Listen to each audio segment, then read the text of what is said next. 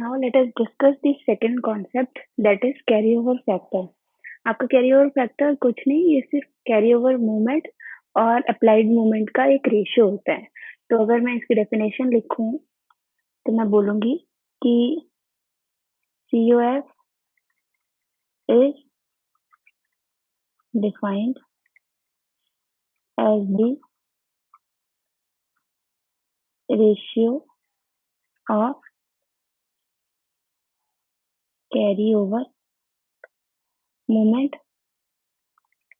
to the applied movement.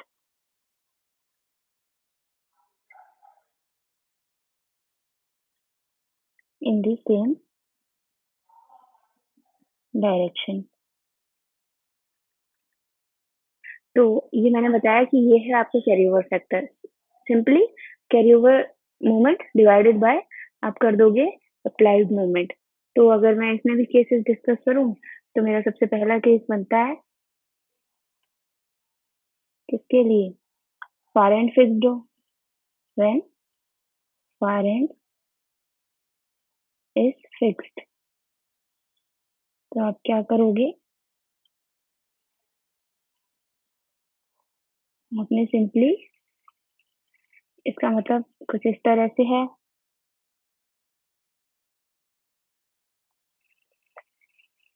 अब मैं आपको बार बार डायग्राम नहीं बना के बताऊंगी, पहले मैंने बताया हुआ है कि फार एंड फिक्स्ड मतलब कुछ इस तरह से मान लो आपका है और ये आपका अप्लाइड मूवमेंट है और आपका कैरी ओवर मूवमेंट भी सेम डायरेक्शन में आता है। कितना, MA ठीक इक्वल टू M/2 आता है। अब मैं क्या लिख सकती हूँ, मुझे लिखना है carry over factor. Carry over factor वो क्या होगा आपका, carry over movement divided by applied movement. अभी मैं क्या लिख सकती हूँ, मैंने किया सिंपली MA/M और मैंने लिखा इसको M/2 डिवाइडेड बाय M। तो मैंने देखा मेरा कैरी ओवर फैक्टर आ रहा है 1/2। ये हुआ आपका carry over factor for when far and is fixed. अब मैं केस नंबर 2 देखती हूँ, when far and is hinged.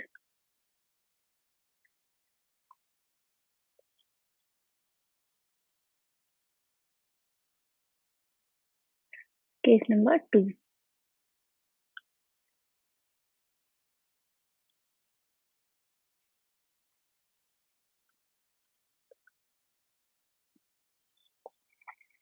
तो मैंने क्या देखा, अप्लाइड मूवमेंट मेरा क्या है यहाँ पे, carry over factor carry over movement upon applied movement. तो मैं यहाँ क्या लिख सकती हूँ, MA आपका क्या होता है, 0 आता है डिवाइडेड बाय M। तो आप सिंपली लिख सकते हो कि आपका कैरी ओवर फैक्टर क्या आएगा, in this case that is also 0। ठीक, तो ये हुआ आपका केस नंबर 2। अब मैं बात करूं कैंटिलीवर बीम के लिए।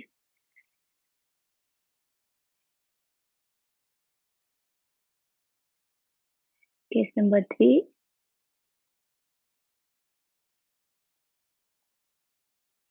इन कैंटिलीवर बीम।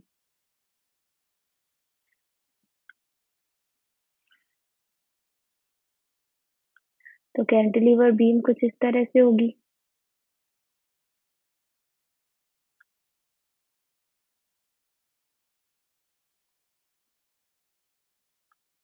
ठीक है, अब इस पे अप्लाइड मूवमेंट MA, मैंने क्या देखा, MA/M कितना आता है इस केस में, MA आपका होता है -M और ये M।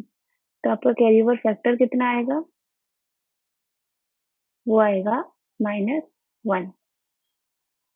आपका कैरी ओवर फैक्टर इस केस में क्या आता है, -1।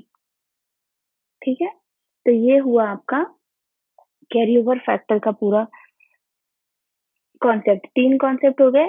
4th कॉन्सेप्ट हम क्या करते हैं, समझते हैं।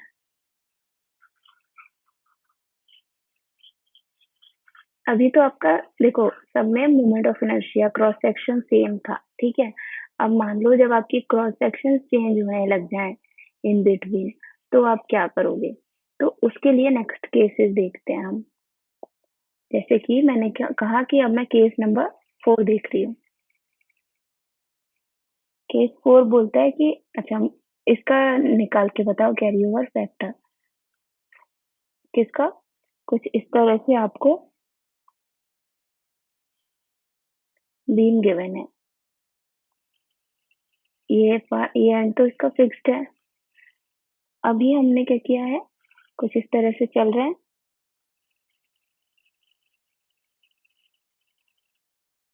ठीक है। ये है बीम, इसका क्रॉस सेक्शन कुछ इस तरह से चेंज हो रहा है, और ये एंड में आपने क्या क्या रखा है, रूलर लगा रखा है। अब आप क्या बोल रहे हो, इसका जो मोमेंट ऑफ इनर्शिया है वो 2 आई है, इसका मोमेंट ऑफ इनर्शिया सिर्फ आई है, और मैंने बोला लेंथ L/2 है ये, और ये लेंथ भी L/2 है, ठीक है। और आपने क्या किया, यहाँ पे मोमेंट अप्लाई किया हुआ है। अब आप ये बताओगे कि कैरी ओवर मोमेंट यहाँ पे क्या आएगा, एम ए की वैल्यू क्या आनी चाहिए। 4 ऑप्शन दे रही हूँ मैं आपको, ठीक है। पहला ऑप्शन है एम ए की वैल्यू 1/2 आनी चाहिए। दूसरा ऑप्शन है आपके पास एम ए की वैल्यू लेस देन 1/2 आनी चाहिए। थर्ड ऑप्शन में दे रही हूँ एम ए की वैल्यू ग्रेटर देन 1/2 आनी चाहिए। एंड फोर्थ ऑप्शन में दे रही हूँ एम ए की वैल्यू 0 आनी चाहिए। इनमें से आप क्या चूज करोगे? ये मान लो ये ए है, ये सी है और ये बी है। एक मिनट सोचो इसको।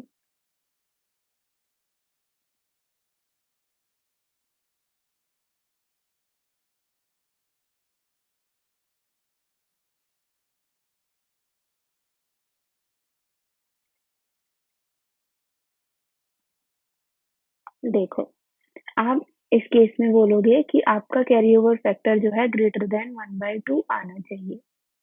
ग्रेटर देन 1/2 क्यों आना चाहिए? मैं क्या बोल रही हूँ, मैं ये बोल रही हूँ कि हमारा M A should be greater than 1/2 M. मैं एग्जैक्टली अभी नहीं बता सकती, लेकिन हाँ मैं ये पक्का कह सकती हूँ कि it should be greater than 1/2 M. क्यों? क्योंकि आपका ये जो मेंबर ए सी है, इसमें क्या है, इसका क्रॉस सेक्शन बड़ा है, ठीक है। इसका क्रॉस सेक्शन इसके कंपेयर में बड़ा है। तो अगर ये मूवमेंट दोनों मेंबर्स को, ए सी और मेंबर सी बी को अगर शेयर करना हो, तो जिसका क्रॉस सेक्शन बड़ा है वो इस मूवमेंट को ज्यादा शेयर करेगा। तो अगर अगर हम क्या कर सकते हैं, जो सबसे सुटेबल केस है वो हाफ हाफ हो, हाफ ये शेयर कर ले, हाफ ये शेयर कर ले। बस but because of its cross section ये क्या करेगा, हाफ से ज्यादा मूवमेंट शेयर कर लेगा।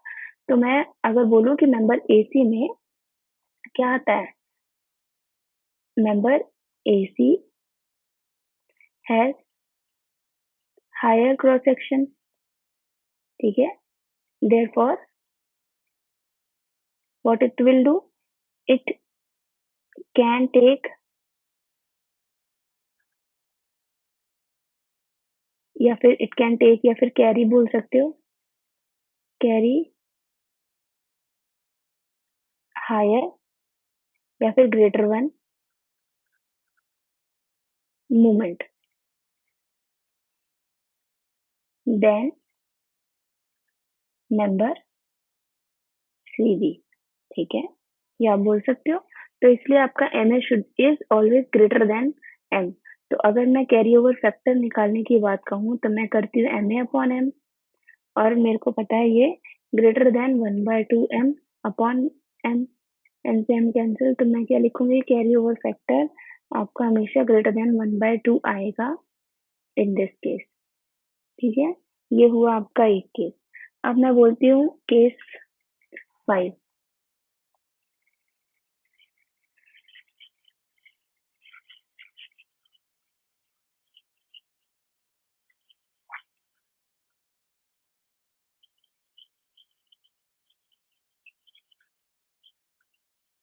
मैंने क्या किया, केस 5 लिखा मैंने, फाइंड कैरी ओवर फैक्टर। अब मैंने क्रॉस सेक्शन में कुछ किस तरह से चेंजेस किए हैं, इस तरह से रखा है मैंने, यहाँ मैंने बड़ा क्रॉस सेक्शन लगा दिया हाफ तक, फिर मैंने इस तरह से छोटा क्रॉस सेक्शन लगा दिया और यहाँ पे मैंने रोलर लगा दिया और मैंने बोला कि मूवमेंट दिया हुआ है मैंने कुछ इस तरह से। मैंने बोला इसका जो क्रॉस सेक्शनल प्रॉपर्टीज है 2i और इसकी i और लेंथ आपकी सेम है l/2, यहाँ पे भी l/2। मैंने फिर से नाम दे दिया A, B एंड C। अब मैं बोल रही हूँ इस बार ही बताओ कि आपका क्या वैल्यू आएगी। 4 ऑप्शन दिए हैं, चारों में से सोच के बताओ कि क्या वैल्यू आएगी। 1 मिनट पॉज़ करो वीडियो और खुद से सोचो क्या वैल्यू आ सकती है। उसके बाद फिर से ऑन करना और देखना कि वो मैच हो रही है कि नहीं जो मैं निकाल रही हूँ उससे। तो अभी मैं क्या कह रही हूँ, मेरा MA की वैल्यू आएगी लेस देन 1/2 M। कैसे? वही वाला केस हो गया ना, ये M है, इसके क्रॉस सेक्शन ज़्यादा है तो ये ज़्यादा, CB जो है ज़्यादा मूवमेंट कैरी कर लेगा और AC के पास कम मूवमेंट जाने देगा। कम मूवमेंट जाने देगा तो कैरी ओवर मूवमेंट आपका क्या हो जाएगा? लेस हो जाएगा। तो आप क्या लिख सकते हो? आपका कैरी ओवर फैक्टर की अगर वैल्यू निकालो आप, तो वो क्या आएगी? MA/M और आप लिख सकते हो less than 1/2 M divided by M। तो मैंने लिखा कि कैरी ओवर फैक्टर आएगा लेस देन 1/2। तो इस तरह से मैंने एक और केस देख लिया। अब मैं बोल रही हूँ चलो कि इंटरनल हिंज है, इससे कैरी ओवर फैक्टर निकाल के दिखाओ। ठीक, मैंने क्या बोला?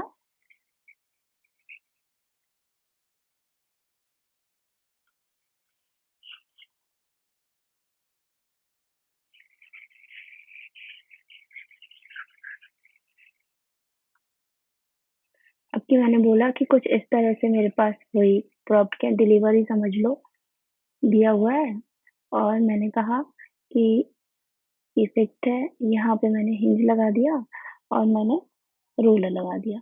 मैंने बोला कि मैंने यहाँ पे मोमेंट जनरेट किया है। ये लेंथ है l/2, ये लेंथ है l/2। ठीक है, अब मेरे से पूछा है कि कैरी ओवर मोमेंट बताओ यहाँ पे क्या है, MA की वैल्यू बताओ। तो इस केस में क्या होगी बताओ। तो अभी आप क्या करो, यहाँ पे आप एक काम ट्राई करो, आप करो मोमेंट एट C। ये आपका A हो गया, ये B हो गया और C हो गया। आप करो moment at C sigma MC equal to 0 कर दो। तो इस केस में आप क्या देखोगे, ये हिंज तक का मैं आपको बना के दिखाती हूँ।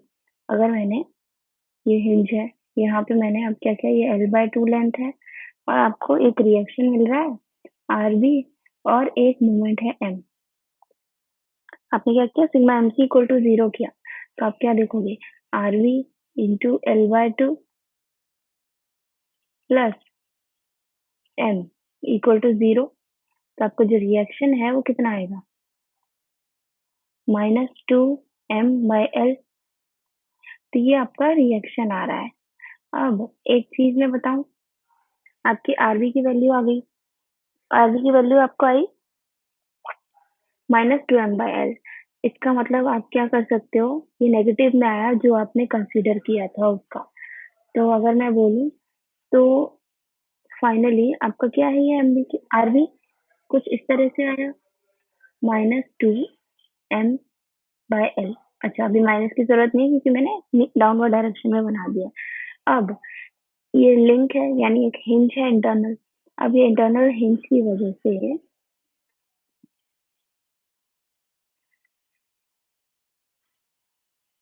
अगर आधा पार्ट मैं यहाँ पे बना दूं तो मैं क्या देखती हूँ, आई कैन सी। अब देखो ये हिंज है, ठीक, हिंज मूवमेंट तो कैरी नहीं करता, मूवमेंट पास नहीं करेगा, but yes it can pass the reaction right. तो यहाँ पे क्या हुआ, 2M/L और इस डायरेक्शन में, और ये फिर इसमें इस हिंज में क्या करेगा, 2m/l आरबी पास करेगा। यहाँ पे आपका फाइनल आरबी कितना आएगा, जो है 2m/l अपवर्ड डायरेक्शन में, और आपके पास ma लगा हुआ है। अब आप एक काम करो,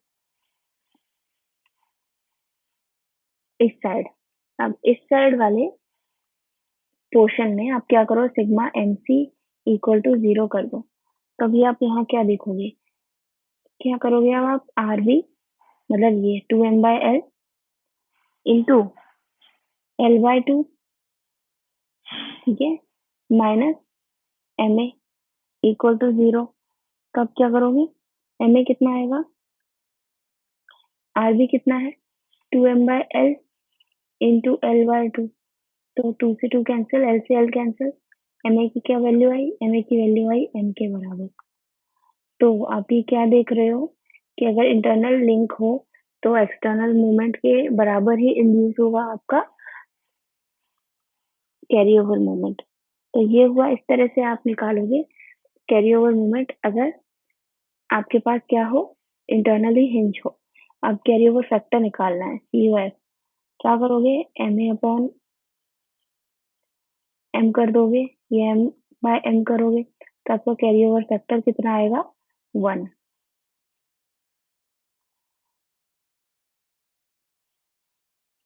अच्छा, अब एक और केस देख लेते हैं।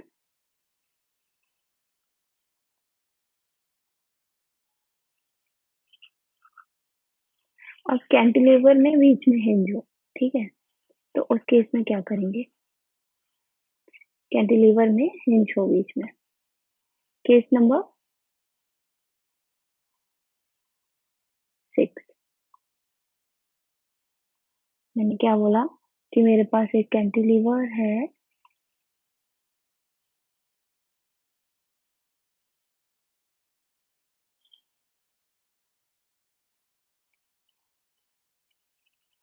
ये ए पॉइंट, ये बी पॉइंट, यहाँ पे मैंने एक्सटर्नल अप्लाइड मोमेंट लगाया हुआ है और यहाँ पे आपका पिन है। अब मैं क्या बोल रही हूँ, ये है आपका इंड्यूस्ड मोमेंट, ठीक। मैं इस केस में मैं क्या बोलूंगी कि मेरा जो कैरी ओवर मोमेंट आता है, क्या, ma, इसकी वैल्यू आती है 0, क्योंकि अब देखो क्यों 0 आएगी, क्योंकि देखो पिछले केस में क्या था, आपके पास एक रिएक्शन थी, एटलीस्ट हिंज के थ्रू रिएक्शन तो पास हो रही थी ना, और उस रिएक्शन की वजह से आपका मूवमेंट इंड्यूस हुआ। बट अब देखो यहाँ कुछ नहीं है, सिर्फ मूवमेंट है, और आपका हिंज लगा हुआ है, इंटरनल हिंज। क्या ये मूवमेंट को पास कर पाएगा, हिंज तो मूवमेंट पास करने में अनेबल होते हैं। तो आप क्या करोगे, आपका कैरी ओवर मूवमेंट जो है 0 आ जाएगा। अगर मूवमेंट लग भी रहा है तो ये पॉइंट जो है कुछ इस तरीके से क्या होगा, जैसे यहाँ हिंज लगा हुआ है, कुछ इस तरीके से ये हो जाएगा, ठीक है। तो क्या हुआ, अब जब ये बैंड हो पा रहा है तो आप क्या कर सकते हो, आप सिंपली कोई भी मूवमेंट आपका पास नहीं हुआ, तो आप क्या बोल सकते हो, आपका अप्लाइड मूवमेंट जो है वो 0 है। ये हुआ आपका एक केस। अब इसकी वजह से अगर मैं देखूँ कैरी ओवर फैक्टर देखूँ, तो कैरी ओवर फैक्टर कितना है, ma/m, तो क्या हुआ, 0/m। तो आप बोल सकते हो कैरी ओवर फैक्टर हो गया आपका 0 इन दिस केस, जब आपका मोमेंट भी इंड्यूस नहीं हुआ, ठीक है। अभी आप क्या करो,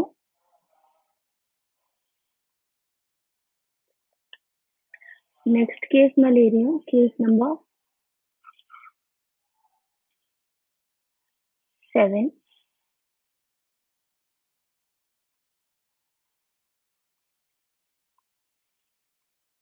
इसका आपको कैरी ओवर मोमेंट निकालना है। अभी में आपका क्या है, कैंटिलीवर तो ये आपका बीम इस तरह से, और आपका अभी हिंज यहाँ पे है कहीं पे, और ये प्रॉप्ट कैंटिलीवर है, ठीक है। प्रॉप्ट कैंटिलीवर है, हिंज यहाँ पे है, इस इस पार्ट का लेंथ ए है, इस पार्ट की लेंथ बी है। अच्छा, अब आप क्या करो, ये आपका सी पॉइंट है, ठीक है। अब ये आपने क्या करना है, मान लो सिग्मा एमसी हमने निकाला है, ठीक। सी पे मोमेंट निकालो और देखो क्या आएगा, इक्वल टू 0 करना है, तो आर बी ये रिएक्शन होगा, R B into B minus M equal to 0। तो आर बी क्या आया आपका, एम बाय बी, ये आया आपका आर बी। ठीक है, अब क्या होगा, ये आर बी पास होगा, मैंने क्या बोला,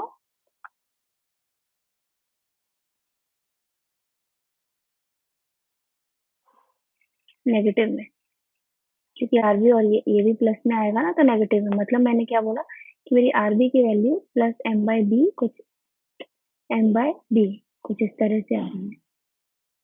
अब मैं क्या बोल रही हूँ, और एक मेरे पास यहाँ पे भी मोमेंट इंड्यूस हो रहा है एम, अप्लाइड मोमेंट। अब ये हिंज है, मैंने इस हिंज से ब्रेक किया आपके स्ट्रक्चर को, और मैंने यहाँ देखा फिक्स्ड जॉइंट है अभी, तो मैंने क्या देखा, ये जो आरबी है एम बाय बी, ये कुछ इस तरह से ट्रांसफर होगा, और यहाँ पे आके अपवर्ड एम बाय बी करके ट्रांसफर होगा, और यहाँ पे एम ए है। अब क्या करो, अब अगेन आप क्या करो, सिग्मा एम सी, जैसे मैंने पिछला केस डिस्कस किया एग्जैक्टली वैसे ही, sigma M C equal to 0 किया for right section, sorry for left section. तो अभी मैं क्या कर रही हूँ, मैंने लिखा R B into, this is multiplication A minus M A equal to 0। तो मैंने क्या देखा, M A is equal to R B कितना है, M by B into A. तो मैंने क्या देखा, मेरे पास आ गया M A is equal to A upon B M. तो अगर आपका हिंज सेंटर में ना होके किसी और पोजीशन पे हो तो ए बाय बी एम आता है। और जो इससे पहले मैंने केस शिफ्ट किया था, जब आपका हिंज जो है सेंटर में था, वो इसी का ही एक पार्ट था, मतलब स्पेशल केस कह सकते हो। तो अगर मैं इसके लिए कैरी ओवर फैक्टर निकालूं तो कैसे निकालूंगी, एम ए अपॉन एम, और ये हो गया A by B M upon M, M से एम कैंसिल, तो कैरी ओवर फैक्टर आया हमारे पास ए बाय बी। ठीक है, और जो मैंने केस फिफ्थ देखा था, तो that was the special case of this, in which A is equal to B. तो जब आपका A is equal to B आ रहा था, तो आपका M A equal to M आ जाता है, मतलब आपका हिंज एग्जैक्टली सेंटर में हो तो आपका मूवमेंट जो है एम के बराबर इंड्यूस होगा। ठीक, तो ये हुआ आपका all special type of carry over factor जो आप निकालोगे। नेक्स्ट लेक्चर में हम जो है स्टिफनेस फैक्टर्स के बारे में डिस्कस करते हैं। Thank you everyone.